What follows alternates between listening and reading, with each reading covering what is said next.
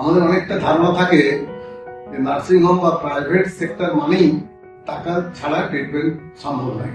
আপনারা এখন social network দেখবেন, সোশ্যাল সাইটের দিকে দেখবেন যে আলোলিকা কিন্তু প্রত্যেক মাসে কিছু না হলেও মোটামুটি 8 থেকে 10টা আউটরিচ প্রোগ্রাম গ্রামে গ্রামে গিয়ে ক্যাম্প করা, সেখানে কিছু মেডিসিন প্রোভাইড করা এবং সেখান থেকে যে সমস্ত অপারেশন সিলেক্টেড হয় ক্যাটরেক্ট বা অন্যান্য অপারেশন, তাদের কিন্তু আমরা এখান থেকে আমাদের অ্যাম্বুলেন্স যায় পেশেন্টকে নিয়ে এসে এখানে অপারেশন করে এবং ফ্রি অফ কস্ট সার্জারি সঙ্গে পোস্ট অপারেটিভ মেডিকেশন এবং স্পেকটাকেল পর্যন্ত আমরা দিয়ে থাকি। আমরা লাস্ট ইয়ার 2024-25 হয়েছে মোটামুটি আমরা 3,500 মতো অপারেশন ফ্রি অফ কস্ট করেছি।